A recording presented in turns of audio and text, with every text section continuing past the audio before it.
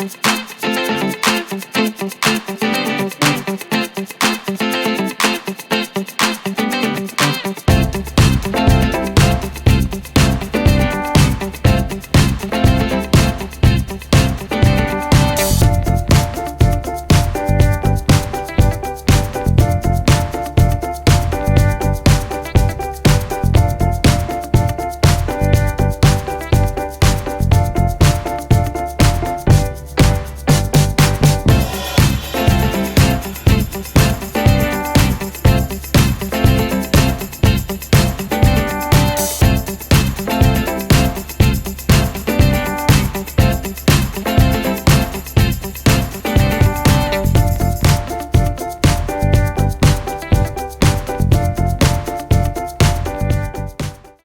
വാക്ക് സംസാരിക്കാൻ എന്നോട് പറഞ്ഞു. സാധാരണ ഉള്ളതുപോലെ ഒരു വിളക്ക് കൊളുത്തൽ ചടങ്ങ് മാത്രമായിരിക്കും എന്നാണ് വിചാരിച്ചത്. പക്ഷെ അതിനപ്പുറം കുറച്ചുകൂടെ വിപുലമായ ഒരു ഫങ്ഷനായിട്ട് എനിക്ക് തോന്നി. ഞാൻ സിനിമയിൽ വന്ന കാലം മുതൽ എൻ്റെ അടുത്ത് അഭിനയിക്കാൻ ചാൻസും ചോദിച്ച് ആൾക്കാർ നിരവധി ഇങ്ങനെ വരുമായിരുന്നു. ഒരു ഘട്ടം കഴിഞ്ഞപ്പം ഞാൻ മടുത്തു കഴിഞ്ഞിട്ട് പിന്നീട് വരുന്നവരടുത്ത് ഞാൻ പറയുന്നത്, ചുമ്മാ വന്ന് കയറി അഭിനയിക്കാമെന്ന് വിചാരിക്കണ്ട. അഭിനയം എന്ന് പറയുന്നത് ഒരു ഡോക്ടറാകാൻ പോകുന്നവൻ്റെയോ അല്ലെങ്കിൽ IAS ആകാൻ പോകുന്നവൻ്റെയോ അല്ലെങ്കിൽ IPS-കാരനാകുന്നവൻ്റെയോ ബുദ്ധി വേണ്ട ഒരു സംഭവമാണ് ഒരു നടൻ എന്ന് പറയുന്നത്. നമ്മുടെ 120 കോടി ആളുകൾക്കിടയിൽ നമ്മൾ നോക്കിക്കഴിഞ്ഞാൽ 120 സൂപ്പർ സ്റ്റാർസ് കാണില്ല. 1 കോടിയിൽ ചിലപ്പോൾ 1 ലക്ഷം ഡോക്ടേഴ്സ് കാണുമായിരിക്കും, 1 ലക്ഷം IPS-കാർ കാണുമായിരിക്കും, IAS-കാർ കാണുമായിരിക്കും. പക്ഷെ 1 കോടിയിൽ ഒരു സൂപ്പർ സ്റ്റാർ കാണില്ല. 1 കോടിയിൽ ഒരു താരങ്ങൾ, അതായത് അഭിനേതാക്കൾ എന്ന് പറയുന്നവർ 100 പേര് പോലും കാണില്ല. അപ്പം അഭിനയം എന്ന് പറയുന്നത് ഒരുപാട് നിരീക്ഷണവും ഒരുപാട് ബുദ്ധിയും ഒക്കെ ഉള്ള ആവശ്യമായിട്ടുള്ള ഒരു കാര്യമാണ്. അതുപോലെ തന്നെയാണ് സംവിധായകനാവുക എന്ന് പറയുന്നത്. സിനിമ എന്ന് പറയുന്നത് പല പല കലകളുടെ ഒരു സന്നിവേശനമാണ്. അതായത് ഒരു സംവിധായകനെ സംബന്ധിച്ചിടത്തോളം അയാൾ സാഹിത്യത്തെക്കുറിച്ച് അറിഞ്ഞിരിക്കണം, സംഗീതത്തെക്കുറിച്ച് അറിഞ്ഞിരിക്കണം, നാട്യകലയെക്കുറിച്ച് അറിഞ്ഞിരിക്കണം, നാടകകലയെക്കുറിച്ച് അറിഞ്ഞിരിക്കണം, ചിത്രകലയെക്കുറിച്ച് അറിഞ്ഞിരിക്കണം. എല്ലാത്തിലും മാസ്റ്ററാകണമെന്നല്ല ഞാൻ പറയുന്നത്. ഈ കലകളിലെല്ലാം കുറേശ്ശെയെങ്കിലും അറിയാവുന്ന ഒരാൾക്ക് സംവിധായകനാകാൻ പറ്റും. നമ്മുടെ മലയാള സിനിമയിൽ ഇന്ന് ന്യൂ ജനറേഷൻസ് എന്നും പറഞ്ഞ് വന്നിട്ട് അവിടെ നിന്നും ഇവിടെ നിന്നും കുറച്ചൊക്കെ കണ്ടുപിടിച്ചിട്ട് സിനിമ സംവിധാനം ചെയ്യുക. അതിൻ്റെ ഭവിഷ്യത്ത് മലയാള സിനിമയിൽ നിന്ന് അനുഭവിച്ചുകൊണ്ടിരിക്കുക. അത് ഈ അവസരത്തിൽ എനിക്ക് പറയാൻ തോന്നാൻ കാരണം, ഇനിയും സംവിധായകരായിട്ടുള്ളവർ, അതായത് എല്ലാം അറിയാവുന്ന സംവിധായകരുടെ ചിത്രങ്ങളെ പാടെ അങ്ങ് അവഗണിച്ച് കളയരുത്.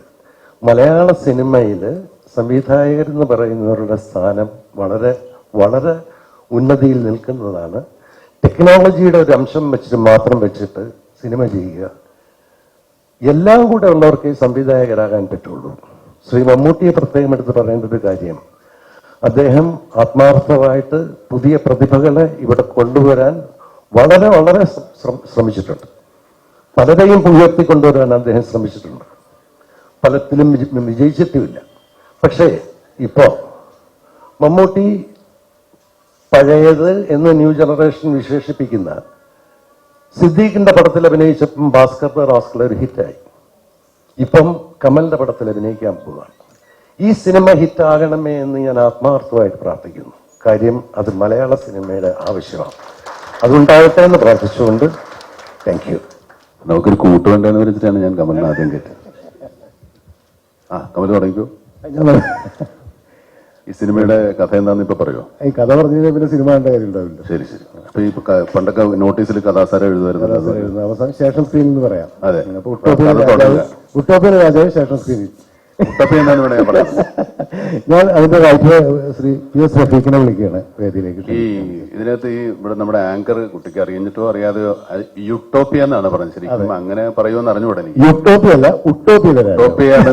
ഉട്ടോപ്യ എന്ന് പറയുന്നതിന് ചിലപ്പോൾ ആൾക്കാർ വിചാരിക്കും എന്ത് ഉട്ടോപ്യ എന്ന് അതെന്തറിയോ, അത് എത്യോപ്യ പോലെ ഒരു സ്ഥലമല്ല ഉട്ടോപ്യ.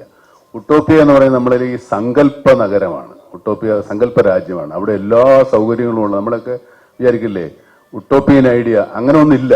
അതൊരു സങ്കല്പമാണ്. അപ്പൊ ഈ സിനിമയിലും ഉട്ടോപ്യയിലെ രാജാവ് എന്ന് പറയുന്നത് ഇല്ലാത്തൊരു രാജ്യത്തെ രാജാവിന്റെ കഥയാണ്. അപ്പൊ ഏകദേശം കഥ മനസ്സിലായിട്ടുണ്ടല്ലോ. ബാക്കി ശേഷം സ്ക്രീനിൽ അത് ഇംഗ്ലീഷിൽ എഴുതിയിട്ട് വായിക്കുന്നതുകൊണ്ടാണ് യുട്ടോപ്യ എന്ന് വായിക്കുന്നത്. യു വരുന്നതുകൊണ്ടാണ് ഉട്ടോപ്യയാണ്. നിർമ്മാതാക്കളുടെ ഈ സൗമനസ്യത്തിന് വളരെയേറെ സന്തോഷമുണ്ട്, നന്ദിയുണ്ട്. ഞാൻ ഈ തയ്യൽ മെഷീനുകൾ 20 എണ്ണം ഉണ്ട്. 20 കൂടെ ഞാൻ കൊടുത്താൽ ശരിയാവില്ല. അതുകൊണ്ട് ഞാൻ എൻ്റെ ഈ സിനിമയിൽ പ്രമുഖരായ ആൾക്കാർ മുൻനിരയിലിരിക്കുന്ന പലരും ഉണ്ട്. ഓരോരുത്തരായി വന്ന് ഓരോന്നായി കൊടുത്താൽ വളരെ സന്തോഷം. ഞാൻ ഈ ആദ്യത്തെ വേണം ഞാൻ കൊടുക്കാം. ഫാസിൽ കമൽ ഓരോരുത്തരായി വിളിച്ചാൽ എല്ലാം കൂടി സ്റ്റേജ് എന്ന് പറയുന്നത് കുഴപ്പമില്ല. അവിടുത്തെ ആദ്യത്തെ ആരാ? ആദ്യത്തെ മെഷീൻ ഏറ്റുവാങ്ങുന്നതിനായിട്ട് മറയൂരിൽ നിന്നും അംബിക ചേച്ചിയെ വേദിയിലേക്ക് ക്ഷണിക്കുന്നു. അപ്പൊ അവര് വിളിച്ചത് ആരൊക്കെ എന്ന് വെച്ചാൽ കൊടുന്നോളൂ. മറയൂരിൽ നിന്നും അംബിക ചേച്ചിയെ വേദിയിലേക്ക് ക്ഷണിക്കുന്നു ആദ്യത്തെ മെഷീൻ ഏറ്റുവാങ്ങുന്നതിനായിട്ട്. ഇപ്പൊ 7 വരെ ഉള്ളൂ, ബാക്കിയുള്ള നമ്മൾ വീട്ടിലെത്തിക്കുള്ളൂ.